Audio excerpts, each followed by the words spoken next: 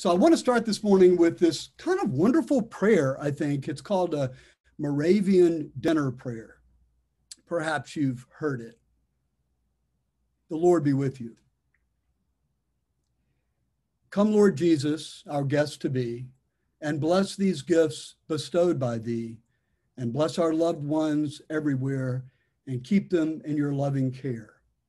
Amen. I choose this prayer because I think it's memorable and simple and actually captures a lot of the material that I want to cover this morning. As I suggested in my email, I wanted you to think about the fact that on the day of Yom Kippur, which would have happened in the end of September, the high holy day of the Jewish tradition, observant Jews going through the ritual read the book of Jonah.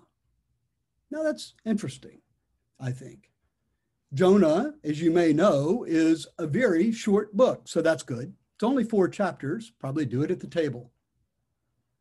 But Jonah is an interesting prophet because Jonah, unlike the other prophets who really don't want to carry out God's message because they're anxious about their ability to do so, Jonah is actually confident that he knows what to do and that God will do what God says. Jonah trusts God's mercy. Sadly, however, Jonah's prophecy is not to Israel, not to his own people, not to friends or allies. It is instead to Nineveh, the large city of the Assyrian Empire, the warlike neighbors who have persecuted Israel for so long. So Jonah then doesn't want to go to Nineveh, and he instead runs the other way. Now I want to pause right there and go back to Yom Kippur. Now, Yom Kippur, as you may know, is one of 2 high holy days that occur in close proximity. Rosh Hashanah comes 10 days before. Rosh Hashanah is the new year, the celebration of the new year. And it is believed in tradition that on the day of Rosh Hashanah, God will separate those who are worthy of God's love and continued life and those wicked who are not. And there's going to be some who are on the line. And during that 10 days between Rosh Hashanah and Yom Kippur, called the Days of Awe, you are, as an observant believer in God, supposed to say prayers and offer penitence and do whatever is necessary to kind of get you in the right place, because on Yom Kippur, a judgment is going to be made, and you want to be ready for that judgment. Now, why again would you read Jonah right at the end, right when you've said your prayers and done your fasts? Well, while you ponder that, I want to tell you a quick story. You may remember, some of you, Sandy Koufax, who was a brilliant preacher for the Los Angeles Dodgers. And even though all good people of God have learned to hate the Dodgers, you have to admire Sandy Koufax. In 1965, the first game of the World Series fell on Yom Kippur. So Koufax, an observant Jew, refused to play.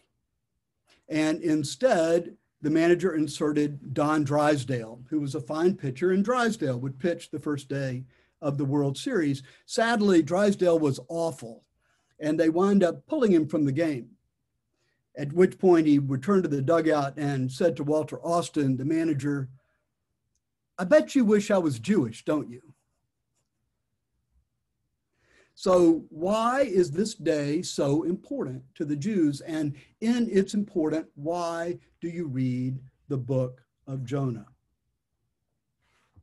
Well, I think it has to do with developing our capacity to offer mercy and forgiveness to those we can perceive to be our enemies. Jonah refuses to go because he believes in God's judgment. So God, as you may remember, Jonah is on a boat with some sailors, and God causes a terrible storm to arise on the sea. They decide to, at Jonah's insistence, to throw him overboard. He's swallowed by a very large sea creature, which we often think of in our retelling as a whale. And it is there in the belly of the whale that Jonah meets and has a somewhat of an epiphany to God. So he gets spit out and he heads back to Nineveh, and he goes into Nineveh and he does what he's supposed to do. And of course, what happens? Nineveh repents. God has mercy on Nineveh, and this angers Jonah so much that he goes on the outskirts of town and builds a booth, preparing to die.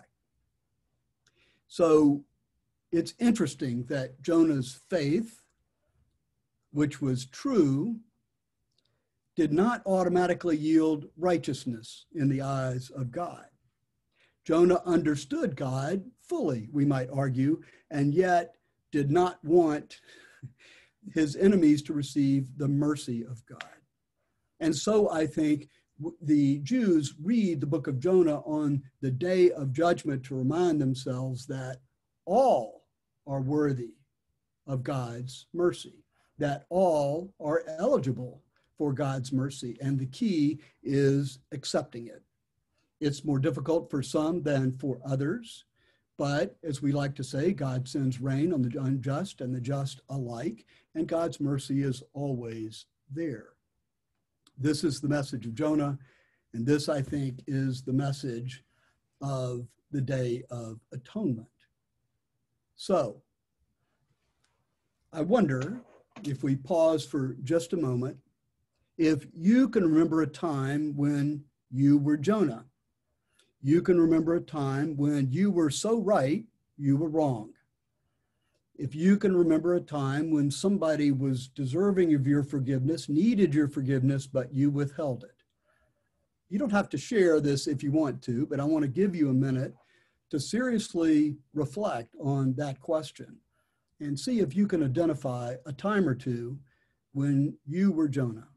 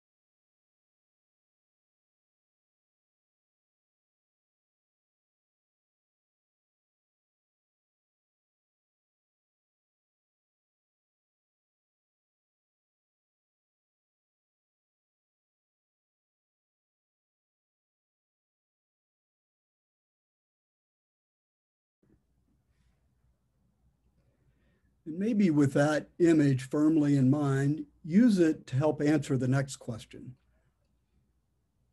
When you encounter the Ninevehs in your life, what do they look like? Is there a common characteristic that you might use to help identify them? Take a minute and reflect on where the Ninevehs are in your life and what's common about them.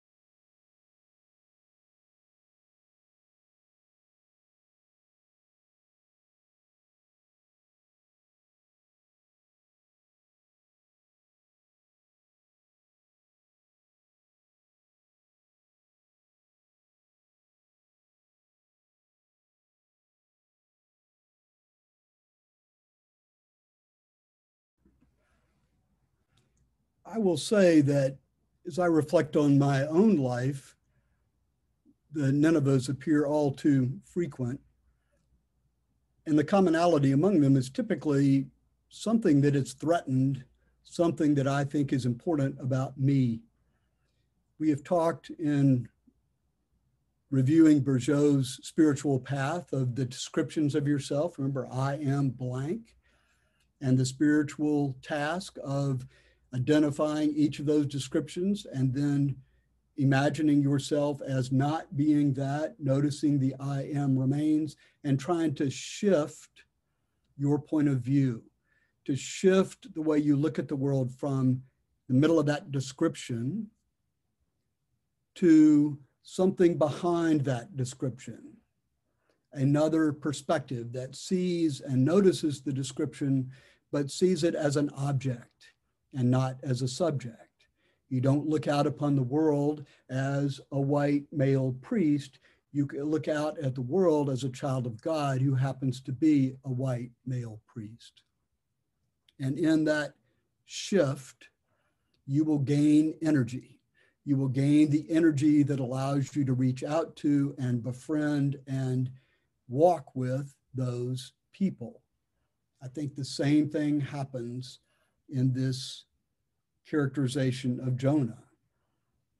We find our enemies. We notice what's common about them. In my case, it's almost always they pose some kind of threat to my being, to my family, to my worldview, and they're worthy of condemnation as a result. I'm not saying they shouldn't be stopped or that they didn't do bad things. I am saying it's worthy of reflection whether they're truly worthy of condemnation or whether they too are children of God. But it's hard to get to allowing them, wanting them, extending to them the offer of God's mercy if you're still tied up in your own descriptions which have been threatened. And so that's, I hope, a concrete example of what Bourgeau's spiritual practice offers for us. Because invariably what we're called to do is change the way we think and change the way we see and change the way we behave. And the question is, how do we do that? That's what Jonah was called to do. And it's not clear at the end he actually did it, right? It's not clear the way the book ends if Jonah got there. I'm going to believe in God's mercy and trust that he ultimately did. But the book ends with Jonah not entirely happy with these new people who have been saved. It's the same pattern the sailors went through in the sea. It's the same pattern that Nineveh goes through as a city. In each case, there is a reorientation towards God, which I think is a nice definition of salvation, right? A reorientation towards God. You may, in response to that question, have you been saved? You might answer it by saying, I am saved when I am able to love another person as myself. I am saved when I am able to be like Christ in the world, giving energy and love and companionship and friendship, that birthing of life, that aliveness that is being shared and encouraged in others is, I think, evidence of salvation. See that and see how that's related to the spiritual practice that Bourgeau offers. The final thing I'll say is, at least in my own experience, I'll give a less than revealing example. Some of you know that I went to the University of North Carolina as an undergraduate and attended law school at Duke University. There are plenty of opportunities in Chapel Hill for 4 years to come to hate the Blue Devils. And there's no shortage of examples that support and affirm your conclusion that they are not worthy of God's mercy and certainly not children of God. But it didn't take long, and there were 5 people in my class who actually had gone from Chapel Hill to Duke, and we immediately were forced to wear scarlet letters on our foreheads when we arrived in Durham. But it didn't take long to get to know the Blue Devils as individuals. It didn't take long to become friends with people whose background was very different than yours, perhaps, but nevertheless viewed as individuals. When you had a common task, now you had to survive law school, is very different than when you're just fighting over basketball prowess. That's an easy example because it doesn't cost me anything to tell you, but I think you can see that pattern in the more difficult personal examples too. It's much easier to direct your ire at a group that you can easily characterize or actually experience as being threatening or wrong than it is to notice the individuals inside of that group. And connecting with the individuals inside of that group invariably reveals that they too are children of God. All right, let me give you another story to kind of compare with Jonah. But before I do, are there any questions about what I've said so far, or any sharing that you want to offer based on the meditations that I've asked you to do? Vern and I had the privilege of hearing a rabbi talk about Jonah just before Yom Kippur. And, I was very surprised that that was the book that they used for that. But actually, we talked about, how God saved Jonah. It wasn't so much a punishment in the fish as it was a way of saving him, because he got thrown in the water. And then after that, I hear a lot about how it was sort of a reverse creation. He's thrown into the water, he goes down to the depths, and when he comes out again, it's sort of a being born again, another opportunity, a second chance, Thank you. George, good morning. As a Dookie, I really love it whenever you bring up your UNC roots. It's fabulous when you do that. I just really want to thank you for introducing me to the Brutto book. I'm finding it very profound and actually quite engaging. And I'm only about halfway through it. But I got to the point, beyond it now, but in the reading where she's talking about, I get maybe in the second, fourth of the book, as I get it now, that the realization of the communion paradigm, what it would mean in life. And I'm thinking to myself, no friggin' way. Human nature is just not built this way. And then the woman has the guts to take on that very question, and how the domination paradigm is like rooted in our one perspective, like in our very DNA, right? And I'm not through all this yet. But as I relate all this to Jonah, and, I'm thinking that Jonah's task of wrestling with the fact that God has forgiven his enemies, right?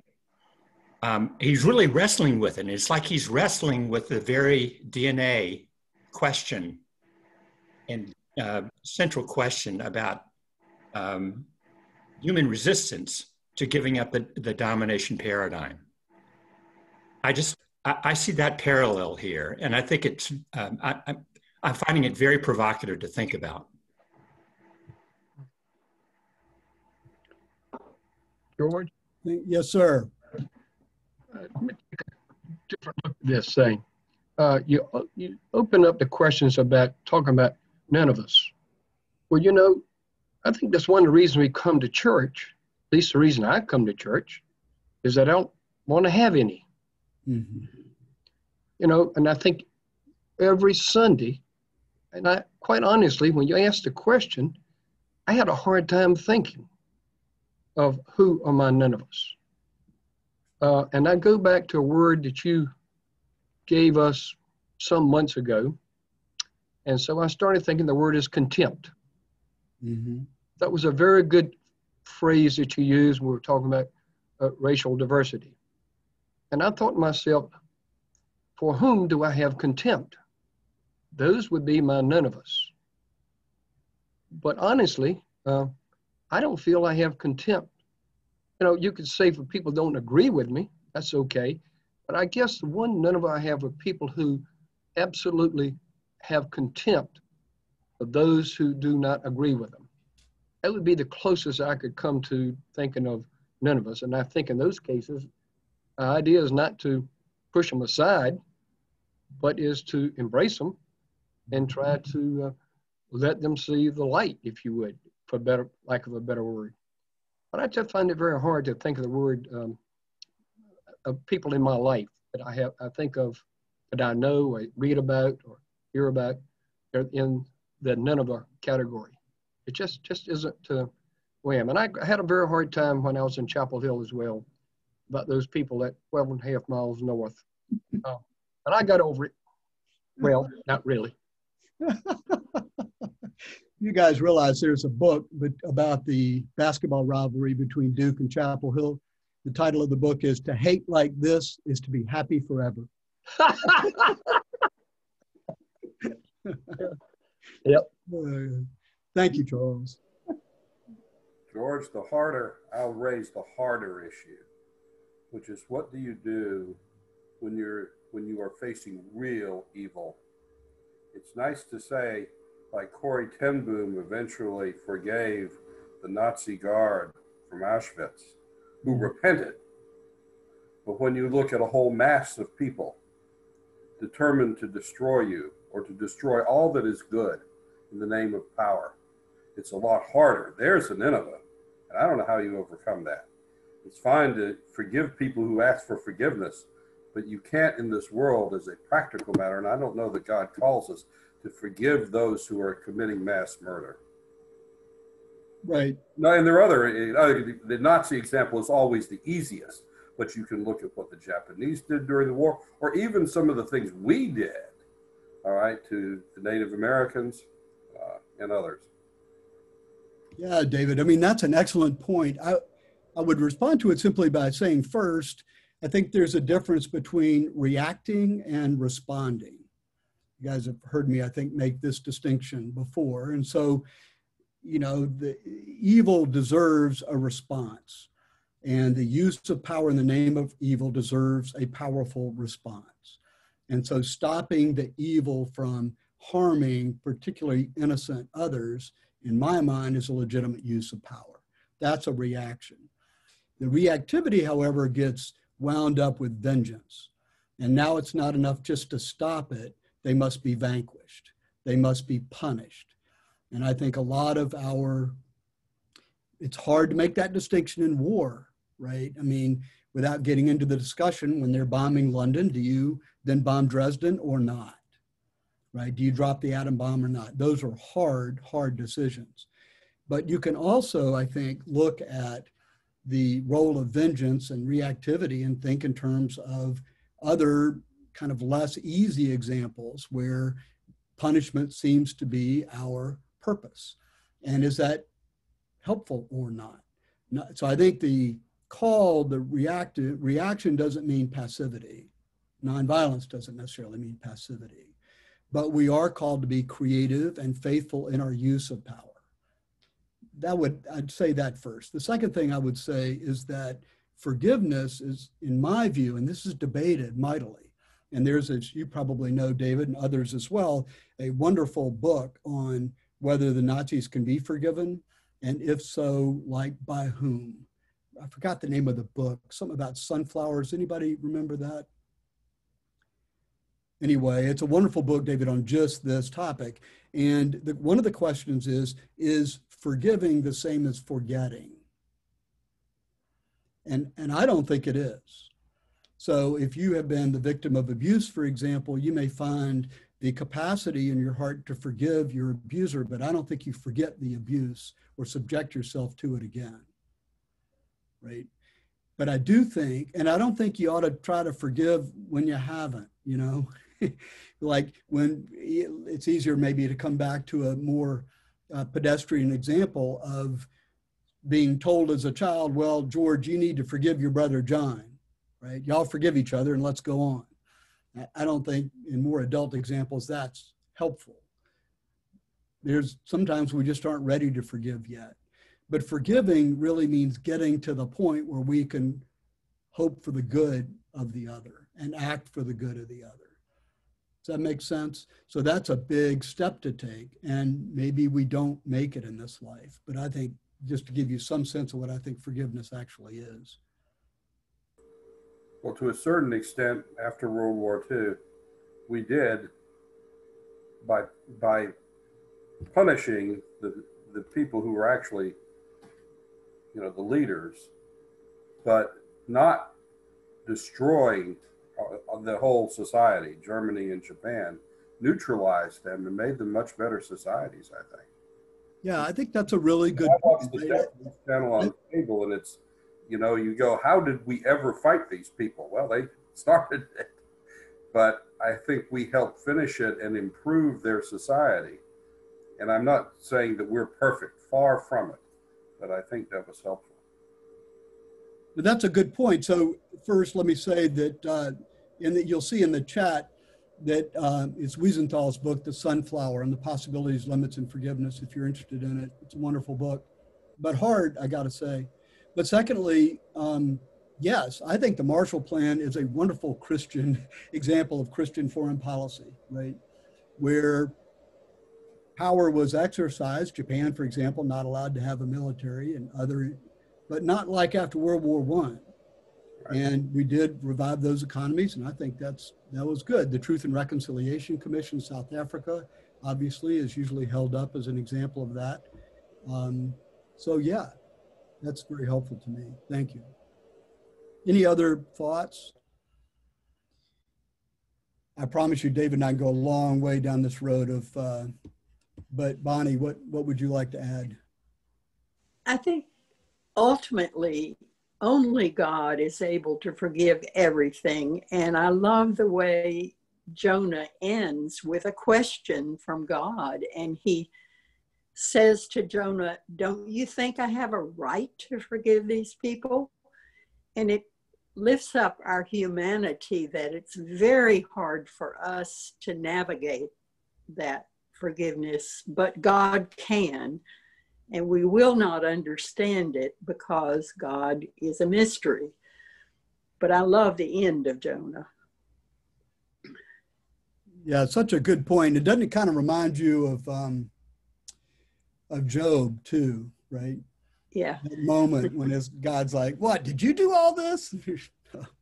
Even though I think Job's got a pretty good point from a lawyer's perspective, nevertheless. Yeah.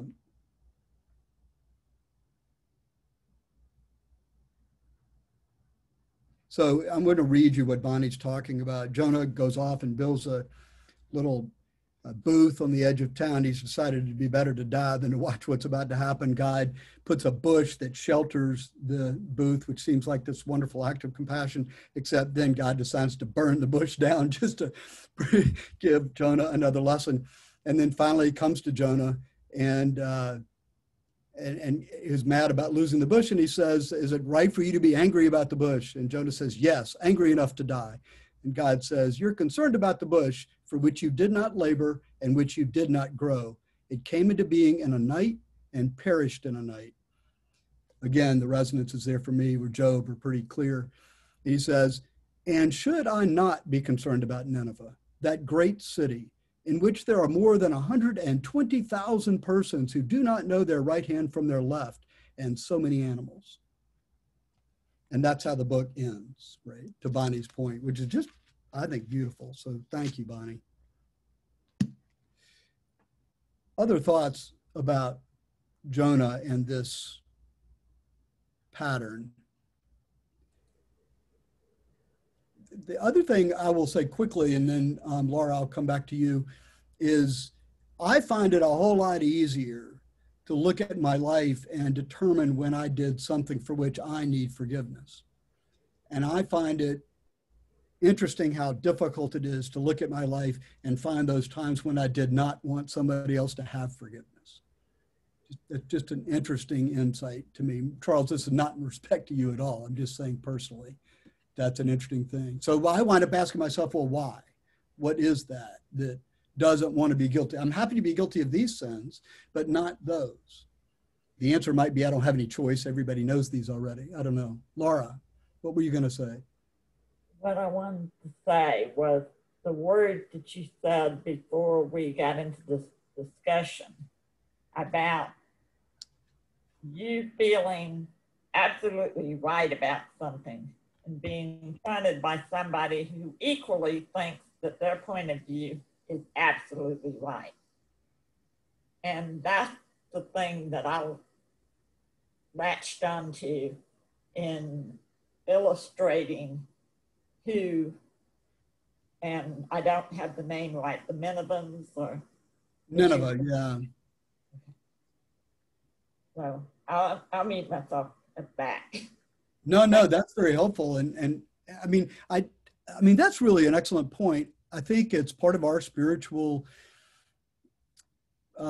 disciplines to learn how our body signals to us when we do these things.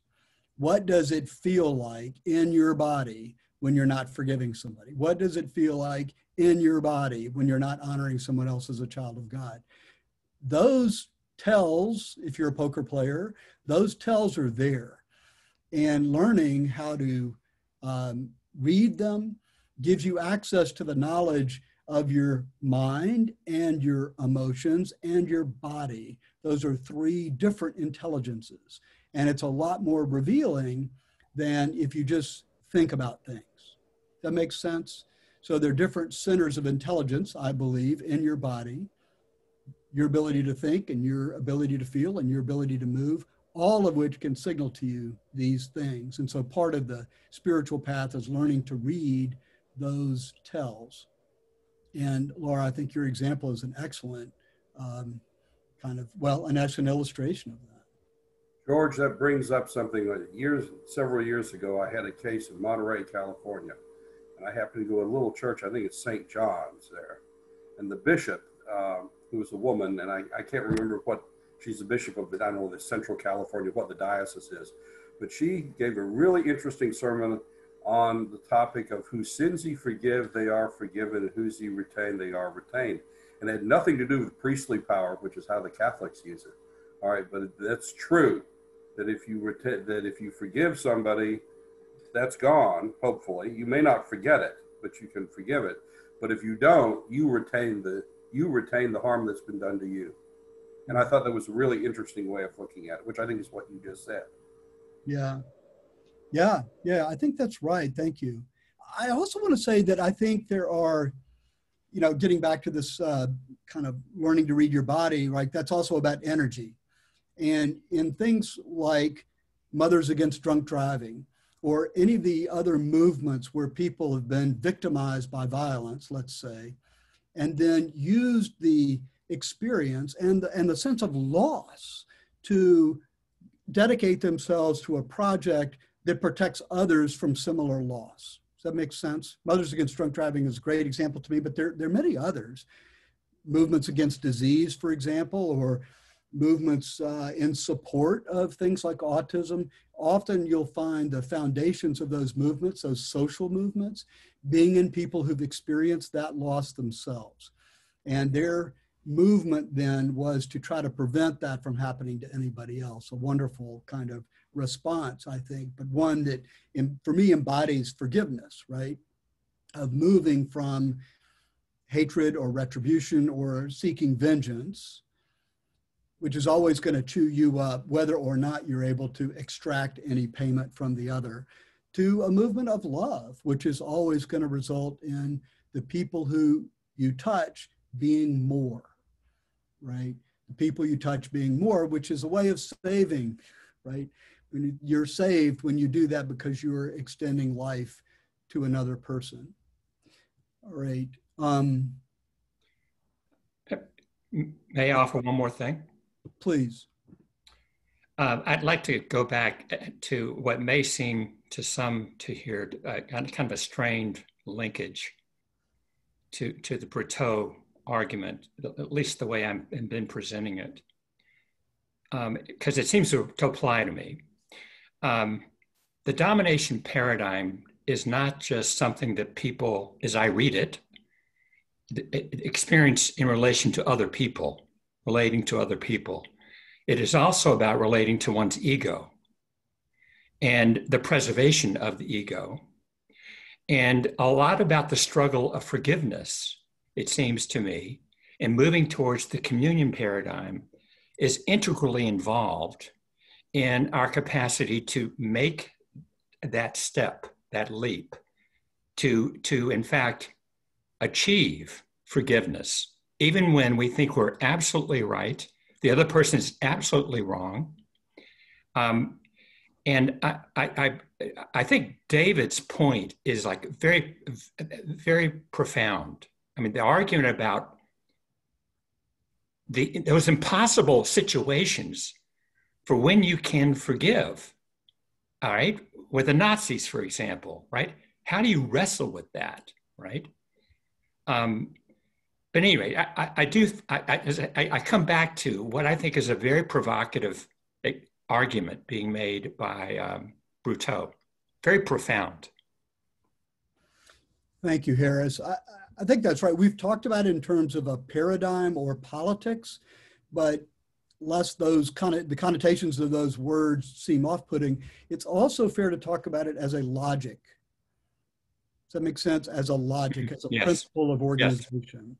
And that allows me anyway more easily to apply it to myself and things that don't feel quite as intense.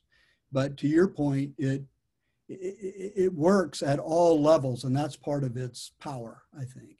It works at all levels. Okay. Any other thoughts? That parable that Jesus talked about, you know, the man who owed a whole lot more than he could ever pay, and he was forgiven, and then he went out and found somebody who owed him. But I heard this a long time ago, and I've thought of it so many times.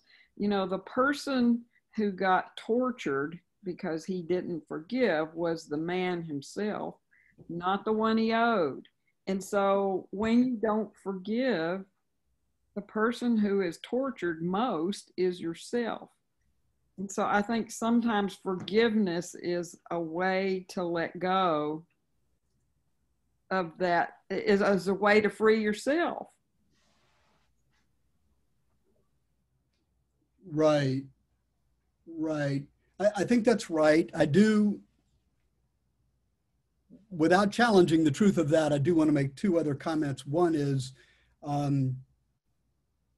if in an effort to achieve that personal benefit, you rush to claiming forgiveness when you haven't, then it's just going to persist under there, buried, but still do its pernicious work. Does that make sense? So it's better to wrestle with, live with, being not be able to forgive than to say too quickly that you have. Right? Well, I think you have to, it's not to say it's okay. It's to wrestle with how bad it was first. Yes, thank you. You can't let it go till you acknowledge how all about the hurt. Which is hard work, right? Yeah. I also want to say, though I'm not quite sure how, that we've focused, and rightly so, on these large, painful things that have real live victims, to which attaching the word evil seems appropriate. But it's also a lot of very pedestrian things that we encounter in every part of our life, so that the logic, the communion logic, is one we're trying to invest ourselves with. So we will not only perhaps have a more creative response to these large challenges, but also just walk through our lives slightly differently. I want to offer, I may have told this story before, but I want to tell it again to put it into this conversation. I forgot it all, so if I misstate it, somebody can correct me. But there's an amateur golfer in Texas, and he's winning this tournament, coming into the 17th hole or something where it really matters, and he hits a bad shot, and he really can't recover, and then he hits another bad shot, and then he double bogeys the last hole, and he finishes way down the list as a result. So his teacher says, the next time you hit a bad shot, I want you to take off your golf glove and put it back on as a way of signifying that that shot is done and the next shot is different and new. And so the next tournament, he has a similar situation that comes up. He takes the golf glove off, he puts it back on, he's able to recover, and he does really well in the tournament. And he thinks, hey, if this is working for when I hit bad shots, what if I just do it for every shot? The next tournament, he takes the glove off after every single shot, as if to say, ritualistically, that shot is done. The next shot is new, puts it back on his hand. Of course, he wins the next tournament. So he says, cool, I'm going to do this again. And he wins the next tournament. He's probably not still winning tournaments, but he's still taking his golf glove off. So your rituals may be different, and maybe that's not quite a full-born forgiveness, but it is an indication, I think, that it's an outlook. And if we cannot get caught up in what happened a minute ago and let it dictate what we do a minute from now, then we're going to be more loving, and we're going to be more present, and we're going to have more fun, right, with all of our life. All right. Let me make, sadly, I've got to participate in the 11:15 service, which means that I've got to leave a little bit earlier than I might otherwise, but I do want to make this final point, and that is the idea of a Messiah. You know, Messiah is obviously deeply rooted in the Jewish tradition. Messiah is translated as the Anointed One, or in Greek, Christ, and so it makes its appearance, obviously, in the Christian tradition. But what is the Messiah? You know, there's no Rabbi Sachs, Jonathan Sachs, who's the chief rabbi of England, tells this joke about the Messiah finally returning, and all the Christians and all the Jews racing into the room and saying, great, we're glad you're here, but we have one question. Is this the first time you've been here or the second? All right, so the point is that we have this notion that it's an individual who is going to come and make everything right. But if you look at how we describe the Messianic age, it is a time which is characterized by peace and justice and forgiveness and amnesty and generosity and unity and joy. But if you think about those terms, they are feelings in some instances, but mostly they're about relationships. Mostly they're ways to characterize a loving, life-giving, communal relationship. And so I think that in thinking about the logic of communion, you are, in fact, you could call that the Messianic age, which would mean that the Messiah is no longer an individual who's going to come and do all of this as if by magic. The Messiah is instead the Christic consciousness that we have in us already, all of us, believers and not, and realizing that, living into that, living that out produces the Messianic age. Do you see the difference? We are co-creators with God because we are called to move along the arc of the evolution of consciousness, and if we do, then we will find ways for others to come along, and the Messianic age will be the result. So I'm going to leave you with this thought. The next time you read about the Messiah or the Anointed One or Christic consciousness in Scripture, think not about the end of the world, you know, not about the number of days we have left before we need to get into the bunker because somebody's going to come and some are going to be left behind and some are going to be swooped away. Not about somebody else that's going to do this to us. That feels a lot like the domination paradigm, right? What if it's instead something that we, through an expansion of our consciousness, awareness, love, and grace, do for each other? not by willing it to happen, but by letting God's will, who is in us, work. I think that captures some of the essence of the paradigm shift between the domination paradigm and the communion paradigm, or the domination logic and the communion logic. It's not about somebody else coming in and doing this for us. It's about us learning how to be in relationship with ourselves and each other in a way that manifests God's presence and allows the Messianic age to come. Right? Okay. I wish I had time for questions and rebuttal on that point, but we will gather again next week, and I sadly need to go vest. So, the Lord be with you. Gracious God, we thank you for bringing us to this day, for having given us the consciousness to see ourselves and realize that there is more, have given us the awareness that your presence is both in us and in each other, have given us examples throughout our lives of being loved and knowing there are others who need our love. Be with us this day and walk with us from this place that we may exhibit the consciousness that you have given us and love each other more fully. In the name of your Son, Jesus Christ, our Lord. Amen. Amen. Go in peace to love and serve the Lord. Thanks be to God. Thanks be to God.